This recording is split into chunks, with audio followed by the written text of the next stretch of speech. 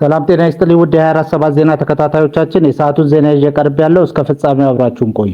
የምንለቃቸው መረጃዎች እንዲደርሳችሁ ላይክ፣ ሼር እና ሰብስክራይብ ማድረጋችሁን እንዳትረሱ በማለት ወደ ዜናው አለፍኩ። የኢፌዴሪ ጠቅላይ ሚኒስትር ዶክተር አብይ አህመድ በወቅታዊ ጉዳዮች ዙሪያ ከኢትዮጵያ ዜና አገልግሎት ጋር በትግርኛ ቋንቋ ቃለ ምልልስ አድርገዋል። በሰሜኑ አካባቢ ተከስቶ የነበረው ግጭት፣ ስለ ጦርነቱ መንስኤ፣ አሁን በክልሉ አለ የሚባሉ ውጥረት እንዲሁም ከሻዕቢያ ጋር የተያያዙ ነጥቦች የውይይቱ አጀንዳ ነበሩ። ጠቅላይ ሚኒስትር ዶክተር አብይ አህመድ የሻዕቢያ ስርዓት በሀገራችን ግዛት ገብቶ የተለያዩ ሴራዎችን፣ በደሎችን እየፈጸመ እንደሆነ በተለያዩ መንገዶች እየተገለጸ ይገኛል። በዚህ ጉዳይ ላይ ያለው አቋም ምን ይመስላል የሚል ጥያቄ ተነስቶላቸው ነበር። እሳቸውም ሲመልሱ የሰሜን ዕዝ እንደተጠቃ የቀረው ኃይል ወደ ኤርትራ ካቀና በኋላ የኤርትራ ሕዝብና ሻዕቢያ ለሰራዊታችን ያደረገው ድጋፍ የሚሞገስ ነው። የተደረገው ድጋፍ በምን ምክንያት ነው የሚለውን ወደ ጎን ትተን ለአወንታዊ አስተዋጽኦ በወቅቱ አመስግነናል። ይህ በግልጽ የታወቀ ነው፣ በአደባባይም ያደረግነው ነው። ድጋፉን አመስግነን የፈጸሟቸውን እኩይ ተግባራት ደግሞ እናወግዛለን። ችግሩን እንደ ችግር መነሳት ስላለበት አውግዘናል። ይህ እኩይ ተግባር መልካም ተግባር ደግሞ መልካም በማለታችን ቅር አይለንም። የኤርትራ ሰራዊት የሰሜን ዕዝ ስለተጠቃ አጋጣሚውን ተጠቅሞ ወደ ትግራይ መግባቱ ይታወቃል። መንግስት በዚያን ወቅት የውጭ ኃይልን ለመከላከል የሚያስችል ሁኔታ ላይ አልነበረም። ኃይላችን ውስን ነበር። ከህወሓት ጋር ውጊያ ላይ ነበር ነው። የውጭ ኃይሎችን መከላከል አንችልም ነበር። ስለሆነም የኤርትራ ጦር ትግራይ ውስጥ ገብቶ ከባድ ወንጀል ፈጸመ። ንጹሃንን ገደለ፣ ተቋማትን ዘረፈ፣ የሲቪልና ማህበራዊ ተቋማትን አወደመ። በተለይ በአክሱም ከተማ በሁለት ቀናት ውስጥ በመቶ የሚቆጠሩ ወጣቶችን ጨፈጨፈ።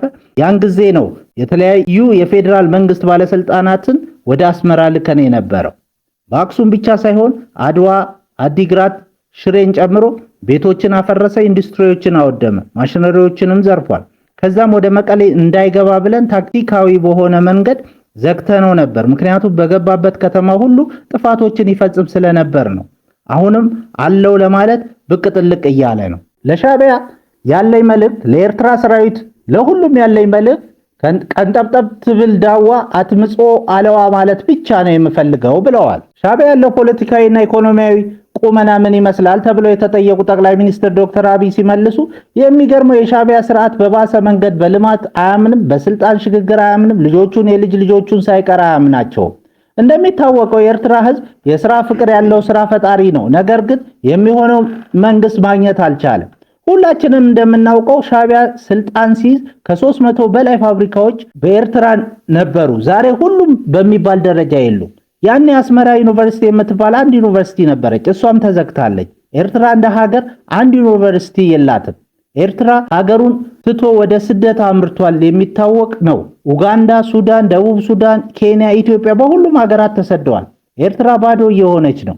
እነዚህ ከሀገራቸው የተሰደዱት በስደት ላይ ሰርተው እንዳይኖሩ ከነርሱ ጋር ሰላዮች ጭምር እየተላከ ማነው ጤነኛ ማነው በሽተኛ የሚለውን ለማወቅ አስቸጋሪ ስለሆነ ሰላማዊ የሆኑት ችግር ላይ እየወደቁ ነው። እዚህ ኢትዮጵያ ውስጥ ኤርትራውያን እንደ ሀገራቸው ይስሩ የሚል አቋም ነበረን። ችግሩ እየተፈጠረ ያለው ከጤነኛው ጋር ተቀላቅሎ የሚመጣው በሽተኛ አስተሳሰብ ያላቸው ሰዎች ስላሉ ነው። ማነው ጤነኛ ማነው በሽተኛ ለማለት ያስቸግራል። በሀገራችን እንዳይኖሩ ሰላም እያሳጣቸው ነው። ስደት ላይ ሆነው ሰላም እያሳጣቸው ይገኛል። ይህ የክፋት ሁሉ መሰረት ነው። ሰው በሀገሩ በውጭ መኖር ካልቻለ በጣም አስቸጋሪ ነው። ይህ ይቅር ሊባል የማይገባው በደል ነው የሚመስለኝ። ይቅርታ የማይገባው ሰብአዊ በደል ነው። እኛ ከልምዳችን ቀደም ብለን ለመስራት ሞክረን ነበር።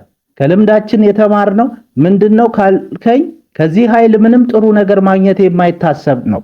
ስለሆነም አቅም ካገኘ ሀገርን ከመበጥበጥ ወደ ኋላ አይልም። ይሁን እንጂ አሳምረን ስለምናውቀው ዳግም ህዝባችንን እንዲበድል እድል አንሰጥም። ምናልባት ከሞከረ ደግሞ የመጨረሻው ሙከራው ነው የሚሆነው ብዬ ነው እኔ ማምነው ብለዋል። ኢትዮጵያና ኬንያ በድንበር አካባቢ የሚስተዋሉ የጸጥታ ስጋቶች በጋራ ለመከላከልና ስልታዊ ጠቀሜታ ያለውን የላፕሌት ኮሪደር ለመጠበቅ የሚያስችል የጋራ ወታደራዊ ኦፕሬሽን ለመጀመር ተስማምተዋል። የሁለቱ ሀገራት የመከላከያ ሚኒስትሮች ካደረጉት ውይይት በኋላ የወጣው መረጃ እንደሚያመለክተው የሁለቱ ሀገራት ጦር በሞያሌ፣ ማርሳቤትና ቱርካና አካባቢዎች የሚስተዋሉ ድንበር ተሻጋሪ ወንጀሎችን፣ ሽብርተኝነትን እና በማህበረሰቦች መካከል የሚከሰቱ የሀብት ክፍፍል ግጭቶችን ለመግታት በቅንጅት ይሰራሉ። በወላይታ ሶዶ ከተማ መርካቶ ክፍለ ከተማ ወፍጮ ሰፈር ተብሎ በሚጠራው አካባቢ የካቲት 23 ቀን 2018 ዓ.ም በጣለው ከባድ ዝናብ ምክንያት የጎርፍ አደጋ ደረሰ።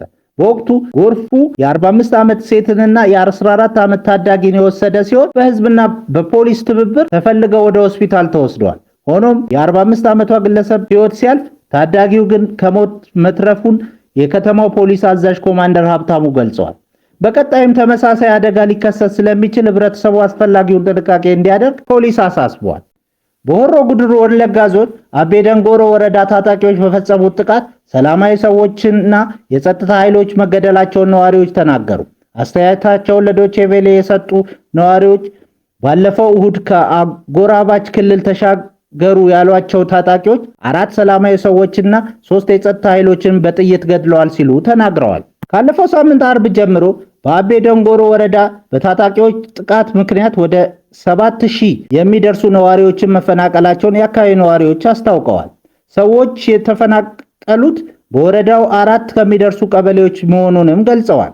ባለፈው ቅዳሜ ከ100 በላይ የቁም እንስሳትም በታጣቂዎች መወሰዳቸውንና የአርሶ አደሮችም መኖሪያ ቤትም መቃጠሉን ቱሉ ዋዮ ከተባለ የወረዳው ከተማ አስተያየታቸውን የሰጡን ነዋሪ አብራርተዋል። አንድ አስተያየት ሰጪ እንዳሉት ታጣቂዎች እህልና ሱቅ አቃጥለዋል። በዚህ የተነሳም ከ4 ቀበሌዎች የተፈናቀሉ ሰዎች ጫካ ውስጥ ነው ያሉት ብለዋል። ከአቤ ደንጎሮ ወረዳ ቱሉ ዋዩ ከተማ በመሸሽ በዞኑ ዋና ከተማ ሻምቡ እንደሚገኙ የነገሩ ሌላ ነዋሪም ሰኞ ዕለት እስከ ምሽቱ 5 ሰዓት ድረስ በቱሉ ዋዩ ከተማ ተኩስ እንደነበር በሰላማዊ ሰዎችና ጸጥታ ኃይሎች ላይ ጉዳት መድረሱን ተናግረዋል። በሆሮ ጉድሩ ወለጋ ዞን አቤ ደንጎሮ ወረዳ የተከሰተውን ጸጥታ ችግር አስመልክቶ የዶቼ ቬለ ማብራሪያ የጠየቃቸው የወረዳው ዋና አስተዳዳሪ አቶ ከተማ ዋቁማ በአካባቢው የተከሰተውን የጸጥታ ችግር ለመቅረፍ የጸጥታ ኃይሎች መሰማራታቸውን ተናግረዋል። አሁን ተረጋግቷል ያለው የወረዳው አስተዳዳሪ በተከሰተው የጸጥታ ችግር በሰውና ንብረት ላይ የደረሰውን ጉዳት ግን አለመግለጻቸውን ተዘግቧል። በሌላ ዜና የኔቶ ዋና ጸሐፊ ማርክ ሩቶ የኢራን መንፈሳዊ መሪ ሞት ለአውሮፓ ሰላም ፋይዳ አለው አሉ።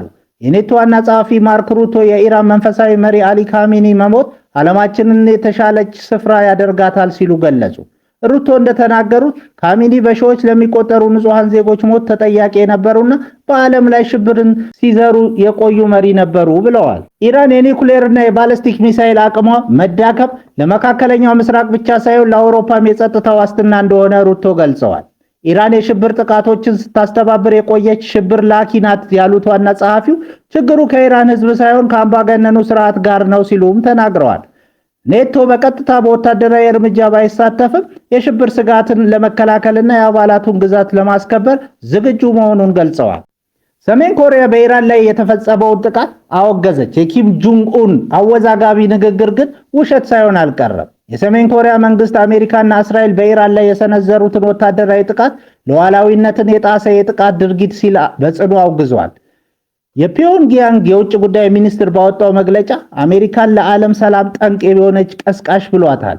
ይሁን እንጂ ባለፉት ጥቂት ሰዓታት በኢንተርኔት ላይ የተሰራጨውን የኪም ጆንግ ኡን ነው የተባለው አንድ ሚሳኤል እስራኤልን ከካርታ ለማጥፋት ይበቃል የሚለው ንግግር በገለልተኛ ወገን አልተረጋገጠም። የሰሜን ኮሪያ መንግስታዊ የዜና ወኪል KCNA እንዲህ ያለ መግለጫ አላወጣም። እንደ እውነቱ ከሆነ ሰሜን ኮሪያ ለኢራን ያላትን ድጋፍ ብትገልጽም በቀጥታ ግጭት ውስጥ ላለመግባት በመጠኑ የተገደበ የቃላት አጠቃቀም መምረጧ ተስተውሏል። ይህም በክልሉ ያለውን ውጥረት ከማባባስ ይልቅ ሁኔታውን በንቃት ለመከታተል የፈለገች ይመስላል።